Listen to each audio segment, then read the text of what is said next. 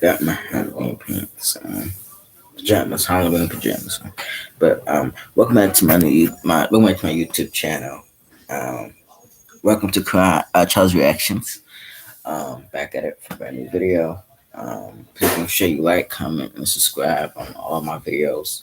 Today's reaction is going to be about top 20 scariest horror movies of all time since we in the month of October. Please make sure you like, comment, and subscribe. Also, hit my Cash App down below at capital C P A 106 money sign. Alright, so it's money sign capital C and that's PA 106.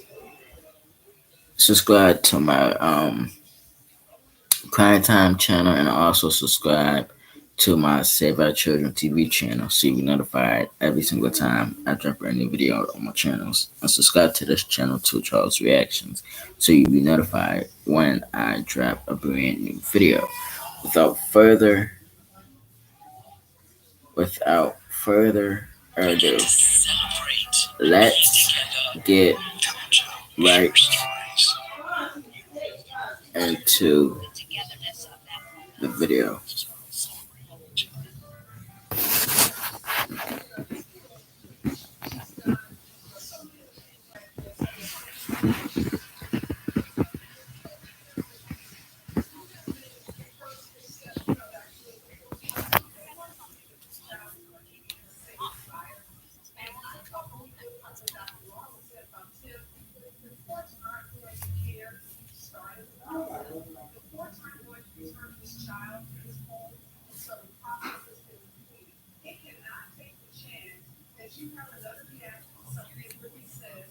His hope is that this mysterious crime can serve as the basis of his next book.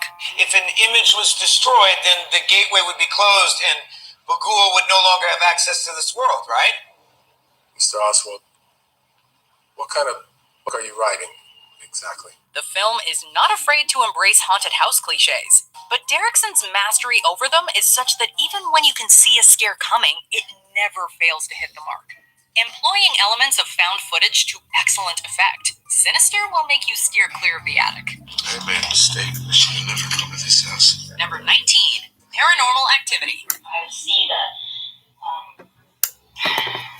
should call it just mass, like the shadowy figure that would be at the foot of my bed. Told using video camera footage, this supernatural horror combined everything that made the Blair Witch Project and the Amityville Horror classics of the genre. The specter doing the haunting is a demon that feeds off of negative energy and has latched itself onto Katie. It seems to me that that's what we're dealing with, something that's basically connected to you. In Paranormal Activity, we get to see the psychological damage that prolonged exposure to pure evil wreaks on an ordinary couple. The found footage style makes it feel believable, while also incorporating numerous jump scares. But it's the moments of quiet and static that allow the sudden action to scare us to our bones.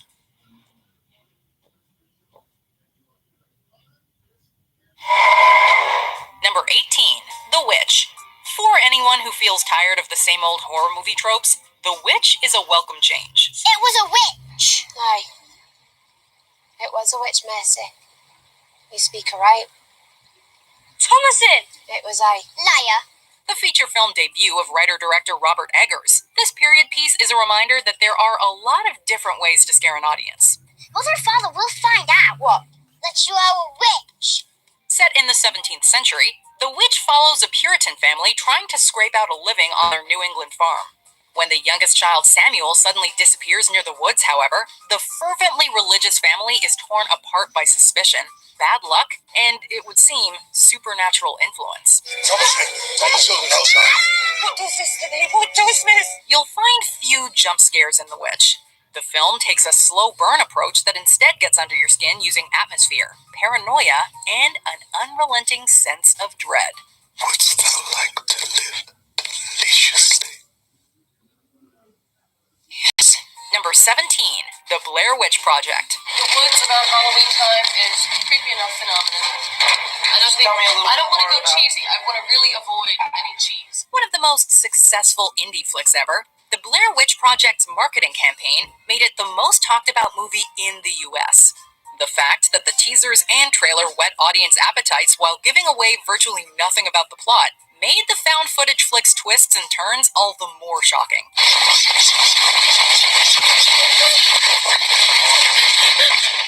Its unknown stars allowed us to empathize completely, which made those surprises even more terrifying. To cap it all off, the simple yet horrifying closing seconds ensured that this film was one of the scariest of all time. Number 16, The Silence of the Lambs.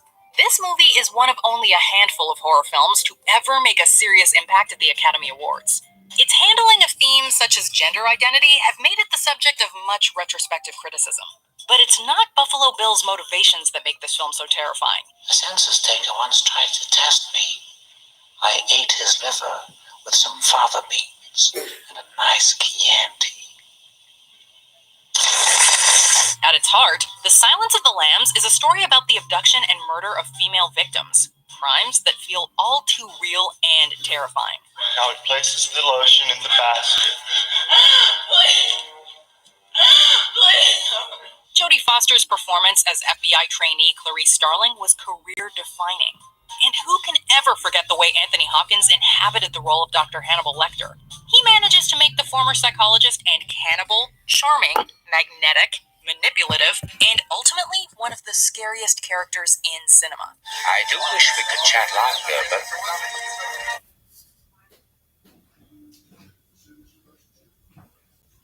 Those on Medicare could be claiming a spending account card worth up to $3,300 that can help pay for things like your rent. I'm having an old friend for dinner. Number 15, 28 Days Later. One of the films that helped kick off the zombie wave of the 2000s, 28 Days Later still holds up. Though many people have had their fill of these brain-eating monsters, 28 Days Later stands apart from the pack. These zombies are cut from a different cloth. The film centers on a young man who awakens from a coma to find that Great Britain has collapsed in the face of a highly contagious viral outbreak. And you do not need to get bitten to contract it. The infected in this film feel like creatures of limitless energy, rabid and animalistic in the way they attack. Filmmaker Danny Boyle makes good use of confined spaces, chaotic camera work, and the human capacity for evil to anxiety-inducing effect. What do 9 men do except wait to die themselves? I moved us from the blockade, I set the radio broadcasting, and I promised them women. Number 14, Insidious. Written by Lee Winnell and directed by James Wan, the same team behind the Saw franchise, Insidious is in many ways your classic haunted house story.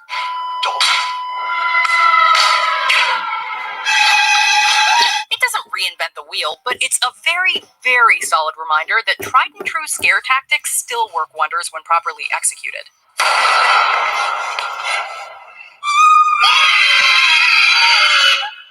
After moving into a new home, the Lambert family soon finds themselves plagued by supernatural forces. Dalton, the eldest son, who fell into a coma after going into the attic, seems to be at the center of the activity. What makes Insidious so scary is its relentlessness. What? The scares are fast and frequent, but rather than giving audiences a genuine break, the filmmakers use mounting dread and discomfort as the movie's baseline tone.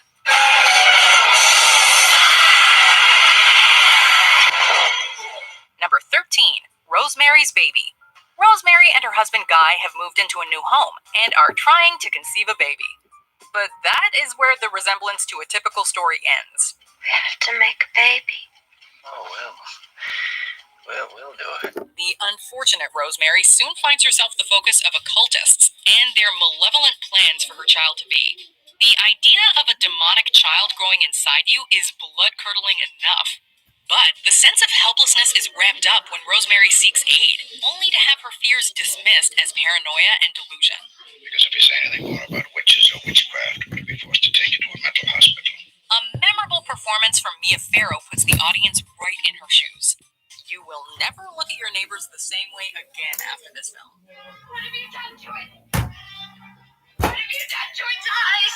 Number 12, The Conjuring. We don't know what's going on or what to do.